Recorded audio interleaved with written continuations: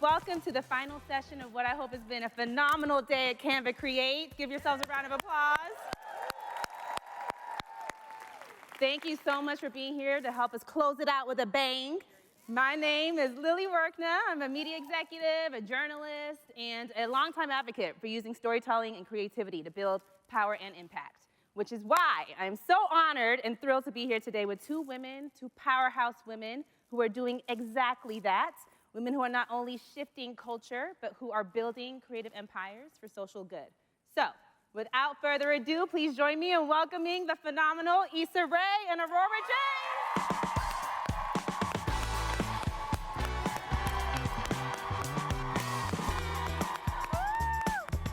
Welcome, ladies. Welcome. Hello.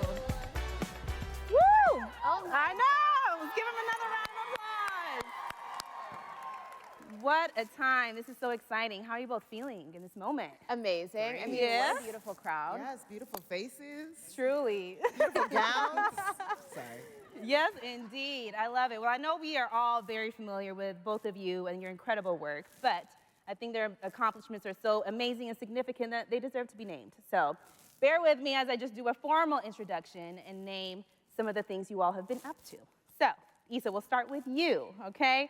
You are a trailblazing creator who first captured our hearts with the award-winning web series and now New York Times best-selling book, The Misadventures of Awkward Black Girl, all right? She has gone on to create and star in the award-winning and critically acclaimed HBO series Insecure, which is celebrating 10 years. 10 years this year. She's also the founder and CEO of HOORAE Media, a production company on a mission to create, inspire, and reflect culture through film, television, digital content, music, and talent development. It's a lot. You're doing a lot, which is amazing. She's also the co-owner of the Black-owned vegan hair care brand, Sienna Naturals, and has starred in some of the biggest and most amazing blockbuster films, Barbie, Spider-Man, and American Fiction. So that's Issa. We also have the incredible Aurora James. Now, Aurora is a visionary designer and entrepreneur who founded Brother Vellies, a luxury lifestyle and accessories brand that was built with the goal of keeping traditional African design practices alive, which I love, and also creating and supporting artisanal jobs, which is awesome. In 2020, she launched the 15% Pledge, a bold initiative calling on major retailers to dedicate 15% of their shelf space to Black-owned businesses. Yep. Thank you. She is also the author of the powerful memoir, Wildflower, and her leadership has earned her recognition from the Time 100, the Bloomberg 50, and the Council of Fashion Designers of America. So let's give it up for Aurora. Incredible. All right, so we're here to talk about how to build creative empires for social good. So that means not just achieving success as ourselves as individual creators, but really creating opportunities for others to succeed as well, which I think the two of you have done a phenomenal job with doing. So Issa, I'll start with you, and I have to start with one of my favorite viral internet moments of yours, which you have many, okay? You have many. But I think the one that stands out for me, and maybe most of us, is when you proudly proclaimed on the red carpet that you were there rooting for everybody Black, which we love. And what I believe is that, not only, I think both everybody Black and everybody everywhere is rooting for you right back, okay? I hope so. Yeah, I know, right? I know, thank you. All right, and I think that it speaks to something special that I think is, your love for the audience and the loyalty you receive in return has kind of been there for you from the beginning, of your journey, from your web series days to now you running a media machine, right? So when you're looking back at your journey, I'd just love to know, more about your purpose. What has changed and what has stayed the same for you over the years in regard to your purpose? The purpose has pretty much stayed the same. I've wanted to create characters that reflected my circle, reflected the people that I love and admire, and that feature them primarily. I love Black-centered stories, and I grew up watching Black-centered stories, and it gave me so much confidence and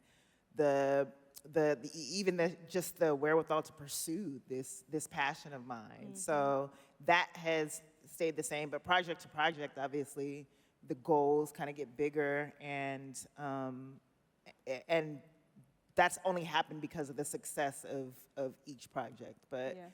yeah, I even say now, even though the industry has changed so much and the industry ebbs and flows in terms of keeping our stories a priority, like our mission to center Black stories will never, ever change. I love that. Cheers to that. Well, I think you spoke to something important, which is that you have always been committed to sort of challenging norms, right? And I think, especially with HOORAE, I think is challenging the industry norms around so much. So, you know, and that is not only just the work you're creating, but the work you're creating for others and the opportunities you're building for diverse storytellers. And that's a big shift from being just a creator to now being an ecosystem builder, a builder of opportunities that you are providing and creating pathways for others. So, was there a specific moment that sparked the idea from going from being a creator to being an ecosystem builder, you know, or was that always your intention to build something bigger than yourself? It actually happened when I was creating Awkward Black Girl, or when I saw the response to Awkward Black Girl, it started growing, and then I was another group of creators reached out. They founded Black and Sexy TV, and they were like, "This, what you're doing is amazing. We're also trying to do the same thing." And then we did a collaborative partnership to launch a series, and that ended up being really successful. And then I was like, oh, we're building a channel of like stuff that I like and that I want to see and that people really want to see and they want to enjoy. And so then we had another partnership with a woman named Jamila, who had a series called First, and that was like a beautiful Black love story that I just got chills watching, and she grew her own audience. They just have a movie, now they have a movie on Amazon. And so that was planted in my head earlier of like, we could all win and we can all eat. And so by the time Insecure came along, even before Insecure, going through the pilot system for another ABC series I had, or a pilot opportunity, was really discouraging. And so I had the idea of like, maybe we can do the Awkward Black Girl model where you get audiences excited about a project and then networks come to you. And so I had an idea to do like a pilot program that we call Color Creative, and that ultimately was about like giving opportunities to other writers, funding their pilots, and hoping that, you know, networks would choose them. And now Color Creative transitioned into a management company, but it's been in the ethos. It's just like, I wanna support the people that I'm fans of just because, you know, like, just as a genuine lover of the arts and what we create. I love that. That's awesome. Let's give it up to that. Now, Aurora, I love to get into your journey a little bit too. And I have to note, like, a lot of your designs for Brother Vellies were also featured in Insecure, which I think is amazing because we love a creative crossover. But let's start at the beginning of your journey with Brother Vellies, before the accolades, before the movement. What was it that you wanted your brand to say to the fashion industry and maybe even to the world? Yeah, so my mom always sort of raised me with the understanding every day that talent is distributed equally and opportunity and access is not. On the other side, she also taught me to understand that, well, there's a Nigerian proverb that goes, until the lion has a historian, the hunter will always be the hero. Yes. So she would say, we have to look for women's histories in unexpected places because they haven't really been archived. And a great way to do that is through fashion. So I really learned about fashion through an anthropological lens. She would teach me about Danish clogs. She would teach me about mucklucks and moccasins and beading patterns in Kenya and Ethiopia and vegetable dyeing and all of these things. So I really thought about fashion as a cultural exercise. Amazing. And so my father passed away when I was very young, and he was born and raised in Ghana. And so when I was in my 20s, I saved up the money that I had and just kind of sort of started like backpacking kind of through Africa. And I fell very much in love with a traditional Southern African shoe called a velskoen, or a vellie for short, which was one of the very first shoes that originated on the continent. It started with just leather that people would wrap around their feet, and then it became 3 pieces of leather tacked together, which eventually got a rubber sole. And when British people came to Southern Africa, they saw this shoe, they fell in love with it. They renamed it a desert boot and launched the company that we all know today as Clark's. Oh. But that is a traditional... Okay. Ooh, We teeth. love the history lesson. You know, just Yes. saying.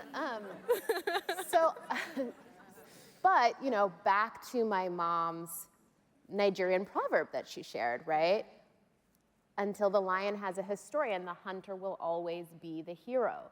So when you look at items through fashion, it's important to track them. Where did this come from? Who inspired this? Which culture made this possible? Yes. So I was very much in love with this shoe, and I was seeing that there were only a few artisans left in Southern Africa that were actually able to create the shoe. Largely American donated products have really killed a lot of the fashion industry across sub-Saharan Africa. And so I took the rest of my life savings at the time, which I used to say was $5,000, and my accountant's like, it was $3,500 to be clear. It felt like 5,000, but so I took that money and I just sat down in Swakopmund, Namibia, and worked with a group of artisans and learned how to make a shoe from scratch and made a batch and brought them back to the Lower East Side of Manhattan and to a flea market stall called the Hester Street Fair. It was $70, and that's how I launched Brother Vellies. And the goal for me was really just about, this is an incredible shoe. How do I tell the story of this shoe? How do I help people understand that the continent of Africa and also a lot of the diaspora plays a huge role in fashion that we don't pay attention to, absolutely, right? And that these are incredible products and the story needs to be told. And this, I believe, is its own type of couture, right? And just because it's made by people who aren't in Italy or aren't in Paris doesn't actually mean that it's not just as valuable. And I need to share that message. So that's why I started. That's amazing. Thank you. Sorry, that was long. No, it's detailed, but it's deep. You know, and I think that it's an act of reclamation. And you're redefining what is couture, and you're also honoring the authenticity and the heritage that's associated with these designs, right? And thank you for sharing the history lesson with all of us, because it's very enlightening. You know, so I think you've also followed that same passion and purpose around authenticity and responding to moments and needs when you launched the 15% pledge in 2020. And that was at a time when there was a lot of, you know, big racial reckoning happening, a lot of deep pain, a lot of deep anger, but also I think a deep desire for people to act and respond, which you did by launching this pledge demanding that retailers give up 15% or, you know, provide 15% of their shelf space for Black-owned businesses. So can you take us back to that moment? Like, how did that idea land for you? And then what gave you the courage to sort of act on that? Well, if you all remember, I mean, we were stuck in our homes. Yes. And I'm a shoe designer. I sell shoes. The girls weren't buying shoes in the pandemic. We had nowhere to go. So I had some time on my hands, you know. So I was answering the phone when, you know, random people would call me and say like, hey, how do I deal with this issue that's happening? You know, I want to donate money. Where do I donate it to? Just people were spiraling during that time. And, you know, again, what my mom taught me about opportunity and access always stays in the forefront of my mind. Also, you can teach a person, you can give a person to fish and feed them for a day, teach a person to fish and feed them for a lifetime also, right? So as we're all locked in our homes, 44% of Black-owned businesses were estimated to be closing. 90% didn't get access to the first round of PPP money. So this was a real disparity that was happening for communities of color and their small businesses. We know that small business is the backbone of America. Whatever community you're from, the small business in your community is the backbone of your community. So I had to do what, thanks. We love small business, to be clear, right? So I was acutely aware of what Brother Vellies had done in my life, in the life of my staff, in the life of the thousands of artisans around the world that we had worked with, and I was just watching all of these other small businesses fold. So when someone called me on behalf of a major retailer, they said, you know, I don't know, they just donated $10 million and they really love Black people. And I was like, what does that mean? Right. Questionable. Yeah, I was like, what does that mean? And I wasn't trying to be rude. I just truly didn't understand. What does it mean to be a corporation that truly loves Black people? I just never contemplated it, to be honest with you. And she was like, well, I just told you, they just donated $10 million to the NAACP. And I was like, okay, cool, but Black people spend more than $10 million like any given day at Target. Sorry, this is a at the store. So she was like, well, what would you want them to do? And I was like, look, black people are almost 15% of the population. I believe that we should all do the thing that we do best in service of those who have been historically excluded. She's like, what the hell does that mean? I'm like, well, if black people are almost 15% of the population, this store is really good at selling things. They should consider committing some of their shelf space to black-owned businesses so that these businesses can sell their product. And she was like, no one's gonna do that. And I was like, okay, well, you can tell them that's what I said. And then I hung up the phone. And I sat down and I thought about it. I thought about the impact it would have across the American economic landscape if major retailers started committing in that way. I thought about how it would affect private equity, venture capital, even your local bank, because people would start realizing that there's real opportunity and demand for black-owned businesses in a way that there hasn't been before. I also realized that all ships rise with the tide. So once you become more intentional about thinking, how am I allocating my capital? How am I allocating my shelf space? How am I allocating my time, my resources, my own wallet share? You're not just gonna think about black businesses, you're gonna think about female-owned businesses. You're gonna think about LGBTQIA businesses. You're gonna think about whatever the causes are that are important to you. So I wrote this all out furiously in the notes section of my phone, which is where I like to say all of our brilliant ideas are kept. I'd agree. And then I did the thing that we normally don't do, which is I screenshot it, I posted it to Instagram, and then I tagged a bunch of CEOs and businesses. Bold move. And then I promptly, my agent called me and she was like, "Rah!" and I hung up and then I turned my phone off because I wasn't trying to catch that smoke. But when I woke up, she was like, please not Sephora. But anyways, so we were working on a really nice project together. But listen, the thing is that's what privilege is for. I was sitting, it's true. I was sitting in my brownstone in Brooklyn. You know, I was fine. There were a lot of people that were not fine. I could afford to lose work at that moment. There were people who were not going to have work if I didn't speak up in that moment. Was it gonna be uncomfortable? Yes. Was I going to lose friends? Yes. Was I gonna lose money? Yes. Was I potentially even going to lose my business? Yes. But what am I here for if not to trade in that social capital in that moment? If I know you and I know that there's something that you can do, I'm going to ask. Yes. Because that's my responsibility.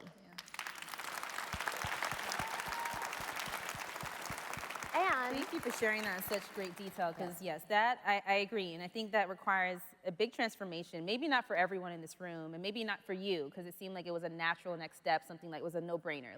This must be done. no, it was terrifying. Yes, I'm sure it was. It was horrifying and terrifying, and I thought I was going to lose everything. But sometimes, you know, the only mode of transportation you have is leap of faith. Absolutely. Well, that's what I want to get to then, is like the shift that's required, right? Both in mindset and or in practice for both of you. So it's a shared question that I'd love for both of you to answer. From being, you know, just the creator of Brother Vellies or Insecure or, you know, Misadventures of Awkward Black Girl, to becoming movement builders, ecosystem builders, right? Like you have to face some courage, face your fears, but how would you name the shift that it requires for you in identity and in mindset and practice? For me, it was like I was constantly coming up with a lot of excuses. And I didn't know that they were excuses. I thought that they were legitimate. Like, I don't have money. I am broke. I don't know necessarily how to do this. I'm not good enough yet. I don't have these resources. It's not gonna turn out the way I want it to if I do it. And then the mind shift was, oh, here's what I do have. Here's what I can do. I don't have money, but I have this location. I have this friend who owns the camera. I have this, you know, another friend who's trying to break into acting. I have this pool of people. And so the shift was to stop finding all the ways that I couldn't do something and find the ways that I could, find all the yeses, and just kind of make it happen and realize like, oh, I can do it this way, and it won't be what I thought and what I actually wanted it to be, but it'll be good enough to start. Yes, absolutely. That's amazing. I love that. Thank you. Is there anything you'd like to add to that, Aurora, in terms of any shifts? beyond what you've shared? I mean, I have a lot of social anxiety. So just doing something or getting in front of people or asking people for help or asking people to change or asking people to care, I find that hard. Yeah. And I do that best if I'm doing it on behalf of other people versus myself. But even fundraising for me was so hard at this organization because I just find it so hard. And I was raised in a situation where we didn't talk about money a lot. We didn't have a bunch of money. There wasn't anything to talk about. So it just wasn't. You know what I'm talking about. We got you. So it just wasn't natural to me. Yeah. And now I've had to make it natural to me, and I've had to learn about it so that I can talk to other women about it, and so that I can invest in other women that look like me. Yes, I love that. I love that. Well, let's talk about your impact in a bit more detail, because I think it's helpful to hear it from your own words, right? And the work that I think you're doing goes beyond visibility and representation, which matter, right? It still matters to make people feel seen and to make them feel good in what they're wearing and how they show up in TV and film, et cetera. But you're going beyond that with the work you're doing now. And so when you look at the impacts you're building and have built, from your own perspective, what are some of the achievements you're most proud of? How would you quantify or qualify them, just in your own terms? What are you most proud of? Anytime you can get something made, honestly, is like a source of pride, because it is getting harder and harder, and you constantly do have to justify. We have to justify our existence on so many levels and justify our stories. But I mean, hands down, my proudest accomplishment is Insecure, just for the doors that it opened for so many other writers and creators and producers and people who are doing amazing things now. And even most recently, like being able to make a studio movie, that produce a studio movie from a writer that I love, Sarita Singleton, and like in a time when studio comedies weren't getting made, and having the pressure of, if this doesn't work, then they're not going to make any other Black comedies, right. Especially, one starring 2 Black women, and being able to make $50 million in theaters, and now having other opportunities to create more films and to, in a sense, bring comedies back. Like sitting down with some white studio heads who were just like, I couldn't get a comedy greenlit, and now I can pull this script out that I've loved for years and produce it and take a shot at producing it. And I'm like, damn, you white, you can't even do that shit. That's crazy. It was hard out here, but great. I think I want to follow up on that, because John Chu said this earlier in the previous discussion, right? That like Hollywood often makes decisions based on precedent, right? And you have to be the one to challenge or try to change that, but that requires real conviction. But it also, it requires precedent, but it also has a Dory-type memory, because it's like, we just proved it 5 years ago. We proved it last year, and you're like, well, I don't know, that was a fluke, So right. It's still... Make the excuses. It is excuses, and it can be frustrating, but it feels like we're constantly proving the same metric while they don't understand that their system is broken and their metrics are fucked up. And that's kind of why Hollywood is scrambling now, but I could go on and on and on about it. I love it. But you're able to build, you trust in your creative vision, which can be challenging at times. So is there any advice you have on that, and how you're able to hold on to your vision and truly believe in your concepts? Is it just because you know that they deserve to exist? One of the things that I learned a little too late was they're hiring me for me. And I always used to come into these rooms and be like, what can I do for you? What do you need? What are you guys looking for? And they're looking to me to be like, this is what I want to do. And even now, being on the other side of it, whenever I meet with the creator, like, I want their strong point of view. I'm in the room with you because I like what you've done already.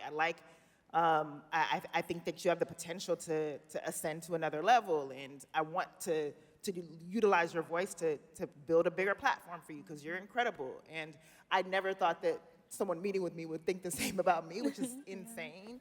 And so I spent a lot of time trying to understand that, or dispelling that in my own mind, that my voice was worthy of being purchased, of money, of a grander vision. And as soon as that finally clicked, like, oh, I'm me. That changed my mindset. As simple as it is, like, oh, nobody thinks like me. Nobody sees the world like me. Nobody has lived the experience, the exact experience that I've been through. Nobody likes the same jokes or tells jokes the same ways that I do. Like that is distinctly me, and I need to use that and take advantage of that as best as I can. And so in that way, it has given me the confidence to be like, I know what the fuck I'm talking about because it's my shit. Yes, you know? I love that. And so Love it. that's it. I love that. So the conviction and persistence of things required, or I would say the same for you, right? For 15% pledge, first I want to know from your perspective, what impact are you most proud of and achievements that you've made through that movement, and what skills do you think were required to be able to make that, to achieve those achievements? I think intentionality is a really good word, and I think also in listening to you talk and just even my own memory of your work and how you involved Brother Vellies, and you're really thoughtful always about how you wanted to build the thing that you were building. And I think so often people get an opportunity to build something and they are so focused on having it be a win, they're not really focused on continuing to bring other people with them in the journey. Yes. Because they want to just use other people that everyone else has been using. For their own benefit. Exactly, and their own safety, right? Like, oh, let me hide behind this other person that already has an Oscar or, a CFDA award or whatever, right? And so it takes a lot of courage and a lot of conviction to still say, no, I'm gonna bring all these other people with me. Yes. And it means sometimes that you have to work harder, that people are gonna doubt you more, all of these things, but I think it's worth it in the end. Yeah. Because the work product is just so much more meaningful. When I was a kid, I used to run track and I freaking hated it. But hard pivot. But I loved relay, and my mom would say, well, you don't like winning alone. Your mom is wise as hell. She's good. She's good. She's good. Full of gems. But that's why, in a lot of ways, I also started the 15% pledge because, what are we doing if we're not doing it all together, And everyone in this room is so lucky also to be a creator and to have been able to figure some really hard shit out, right? No, seriously, congratulate yourself. Because you have a platform, and passion is contagious. I mean, all I did was post on Instagram and then see it through. I didn't know what the hell I was doing. I was really building a plane while I was flying it. There was no world, or the day before that, someone was like, hey, do you want to create a non-for-profit organization that's going to be the largest mover of wealth to black individuals that's ever existed in America? I'd be like, hell no. Because that's just not what I don't know anything about that. But we figure it out, right? And the thing that's great about creators is we are people that figure things out and that are passionate and are great communicators. And you have to use that. Whatever you care about, whatever's important to you, let people know, right? Because that's how change happens. People care about what they think is in the zeitgeist, what they're hearing about, what lights them up. They'll gravitate towards the things that are also lighting you up. And I just think so often we find ourselves in these situations where we just feel helpless and hopeless. Yeah. I talk to people every day that feel helpless and hopeless, which I totally get. There's a lot of reasons to feel helpless and hopeless. Yeah. But there's also, just like what Issa said, so many things that we have. Yes, we might be broke. Yes, we might be in pain. We might feel unloved. We might feel whatever we're feeling, right? But you have to also reach for what you do have and figure out if there's a way to use it. Absolutely. Even if that thing is just community. Okay. True audacity, right? It requires the audacity to be able to just make the leap of faith and act on it, which you both have done. And as you've done that, right, you're navigating not only being creators, but now also entrepreneurs, right? And that introduces a whole new landscape, a whole new way of frameworks that you need to be thinking through, new decisions that are, weighted differently. You're thinking about money and values and growth and partnerships. There's a lot you have to juggle. And so for those of us who are in that stage or are, aspiring to become entrepreneurs, through our creative power, let's talk about that a bit more and how you're navigating that with integrity. And so, Issa, for you with HOORAE, you're creating film, TV, digital shows that are centering Black audiences that you believe are not niche and have proven can be sold to global audiences, right? And I want to also congratulate you for announcing just last week she's released a first of its kind micro drama with TikTok, which I think is incredible. Let's give it up for that. It's a return, I think, to like your digital roots, right? And I think just proves your innovation. But how do you navigate that when it comes to business and maintaining the creativity and the integrity of your projects while also, you know, positioning them to success at scale? By arguing a lot. Honestly, again, it still goes back to the conviction. I'm very collaborative. I just want to be clear, but there are times when I know when I'm right, and I am happy to open the floor when I'm wrong. Like I was telling a story that I had a conversation the other day with my COO where he was convincing me of a release schedule that I didn't necessarily agree with and had expressed that I did not want to do. And he was like, honestly, it's the platforms thinks that this is best and they have the data to support it. And I was like, I know, but we always talked about doing it this way, and what's good for their business isn't necessarily best for our business. And I care about our business. And he was like, you know, respectfully, and I love him, he's great. I don't want to tell this story like I'm against him because he's our CEO and he's great. But for the record. And he was just like, you know, I'm always gonna be with you when I'm with you, but I disagree with you here. And I'm like, okay. I was like, let me sleep on this. I respect you, obviously. And I was hot, but I was like, I need to sleep on this. And even your solution to it, I don't think it's the right solution, but I'm gonna let you cook. I'm going to sleep. Yeah. And so I called, afterwards I called two other members of our team, and I was just like, look, this is how I feel. This was my grand plan. You guys have been part of the process. Tell me that I'm wrong. And they gave me their perspectives, and I had to listen. I had to understand, and I had a new understanding of why this might be the best way. And I was genuinely glad that I called them. And I called my CEO back and I was like, look, I don't need to sleep on it. You were right. He was like, I'm sorry. And I was like, no, this is for the best and I'm gonna rock with it. And you know, I hate everybody involved. I hated being wrong. But I'm just like, I need to, there comes a point where when I know I'm right, but I also have to listen to the people around me. I think that's best because I don't wanna dig the hole for my own. That's real. My own grape. I didn't want to say that. That felt a little more morbid. A little morbid. Because this is just business at the end of the day, but it's my business. Right. It matters. It matters. I love that. Well, thank you for sharing that because it does, yeah. That's what I think those are the skill sets required for good leadership, right? In entrepreneurship and business making. Like you kind of have to, it's worth listening to your team and owning when maybe, you know, the decision you made is not best. Aurora, for you, in talking about business and mission, right? We know the 15% pledge has created real economic shifts in retail and beyond. But as your organization is growing, there can be pressure, right, to scale and be more efficient. So I want to ask you, you know, the goal of the organization, the movement, has always been to center, I think, small-owned, Black-owned businesses. How are you ensuring that those decisions and the decisions you're making continue to center those businesses, and especially founders who may not have the capital, the visibility, the representation, right, that's often required to succeed in any space? How are you ensuring that? Well, to be completely frank, I mean, a lot of my goals have changed because of the socio-political landscape that we're in. And the work that we do now has been categorized, you know, as domestic terror. So, right, laughable. So, you know, I mean, the goal really is to exist, which seems really dark, you know, but a couple years ago it was really easy. I don't want to say it was really easy, but it was manageable to fund this work. You know, we gave out over $1 million in grants last year.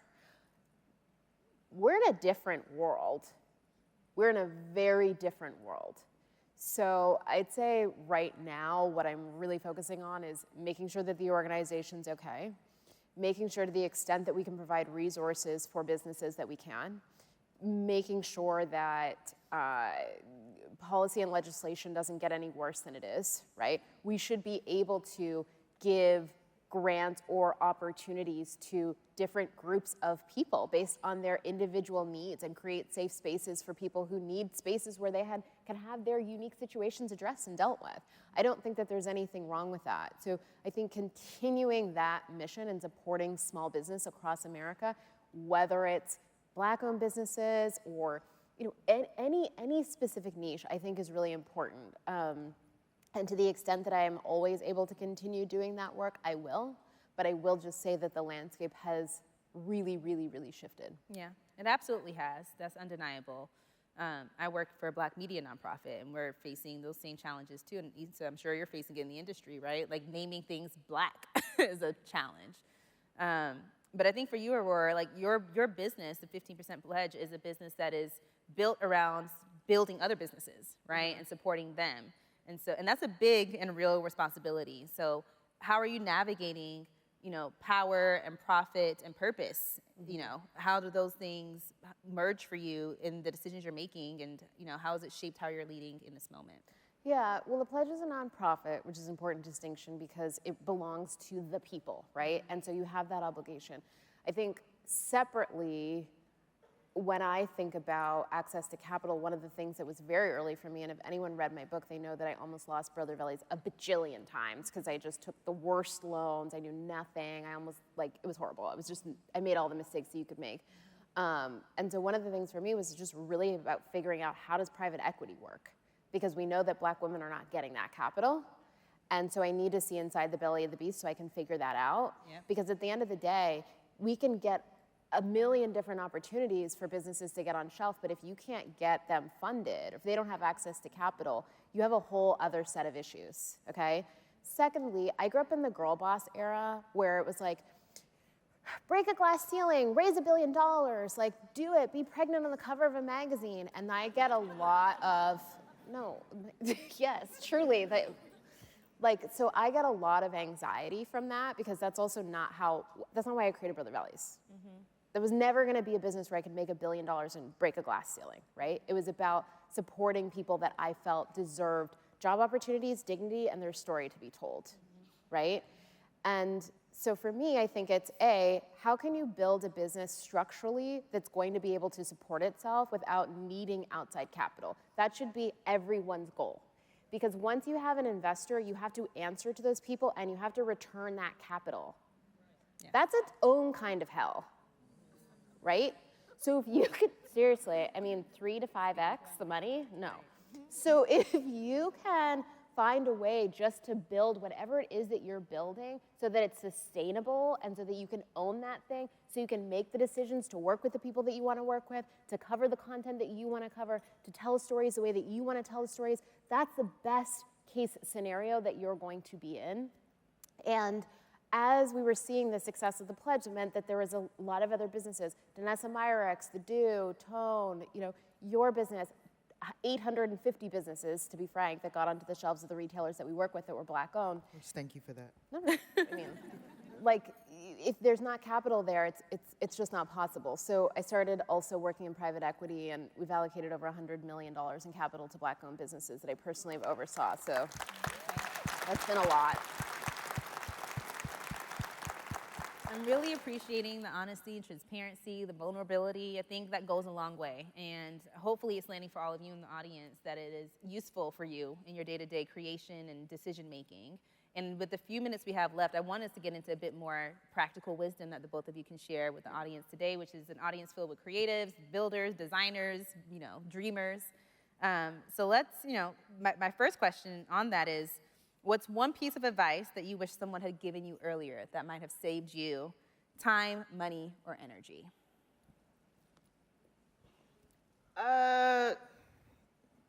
My girl Maya said when someone shows you who they are, believe them the first time. Shout out to Maya. When people. That's my girl. But that is if you have a feeling, obviously, your gut tells you everything you need to know. And sometimes, I've had situations where I have tried to give someone the benefit of the doubt, but I knew in the back of my mind, like, oh, this person makes my shoulders tense. Or there's something that I just saw that might not be great, but I might be tripping. If you see that one thing, if you see something, believe yourself and save yourself the headache. I've given too many chances, and I do that more in business than I do in my personal life, which is kind of backwards, because I want to have, faith in people, and not trusting yourself is the worst thing you can do. I mean, honestly, the thing that I wish that I knew earlier on was just to really wholeheartedly believe in myself. Because that's something that we hear from when we're a child, honestly, right? But it takes a long time to actually learn that and to feel it in your bones, And I think for me, I spent a lot of my earlier years trying to make other people happy, trying to please people, whether it was partners or friends or parents or whomever. And at the end of the day, you have to be true to yourself. And whatever your idea is, whatever you're passionate about, just go for it. Because you have, you can't betray yourself in that way. You have to just follow your dreams and believe in yourself. I know it sounds very Disney, but it's true. It is. I mean, that's an honest truth. Because there's a lot of expectations we have to navigate, right? And I think we're often told, oh, we have to wait for permission or ask for permission, or follow the traditional path, right? Because it's safer. I know, some parents, my parents, expected me to take that path too, but it does require you to kind of believe in yourself enough to break out of that mold and live by new rules, right? So, in terms of rules, what are some new rules maybe that you live by now, and what are some rules that you have completely, eliminated from your life and how you live it?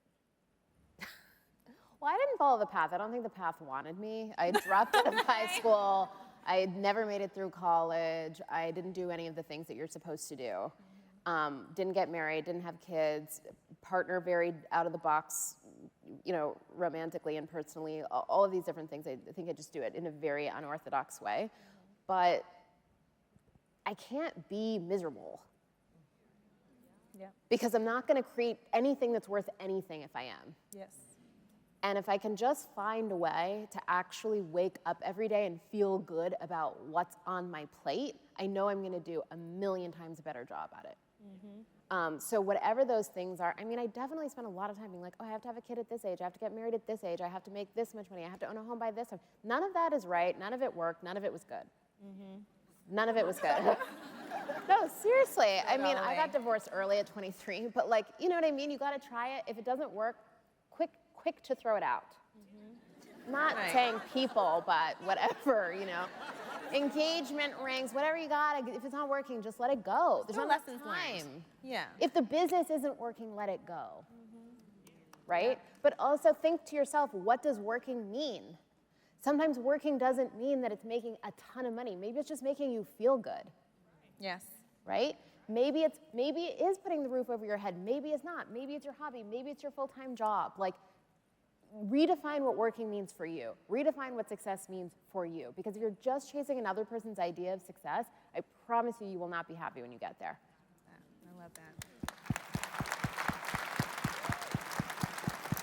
Reminds me of one of my favorite quotes, which is, and I don't know who said it, but I know Oprah repeated it, which is that I don't win or lose, I win or learn, right? And there's a lesson in everything, right? Wins or fails. And so I think we need to embrace that.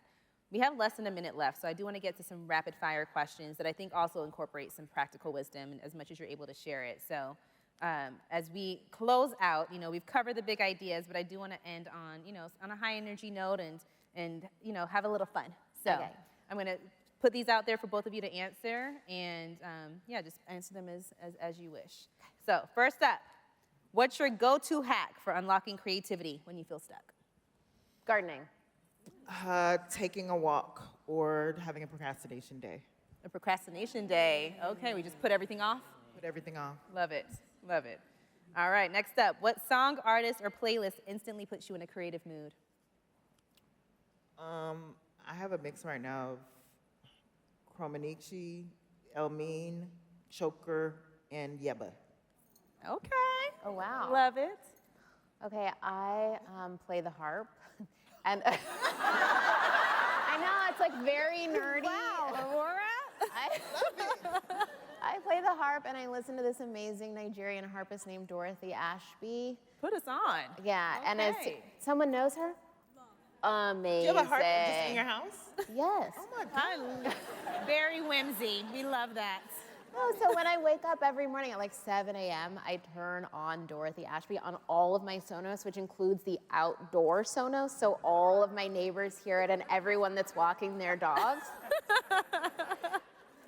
Sounds like a fairy tale. I know, that's angelic. Oh, princesses, that's amazing. There's definitely people who are walking by being like, this girl's delusional. It works, though. I like it. Sets your day off right. I love it. Okay. What's the best productivity or creativity tip that you've learned recently? That I learned recently? Or anything I mean, in my general. whole life I've been really big on like a day planner. Like every day, just writing down everything that I need to do in that day. I have to get it out of my brain and onto the page, and that's what helps me. Love it. And I pick up a day planner that I really love. Okay. So that it's cute and I like to carry around with me so I don't forget it. You know, Louise Carmen. It's gotta make you feel good. Yeah. Love it. I don't know. I mean, my favorite thing to do to feel productive is make a to-do list and like put the first thing on the list is to-do list, and then I check it. Just so I started. It works. You're getting stuff done. motivated, so, yeah. Okay, you know. Awesome. What's your favorite self-care indulgence? Something that you do just for joy? I love running now. You ran a marathon recently. Okay. all Okay, right. listen, that's a But I major do. deal. I love a little morning. I haven't been able to do it in a minute because I hurt myself, but that is literally, that's my piece. I feel disgusting because I haven't. Yeah, it sucks. Okay, oh no, you're a real runner. Own it.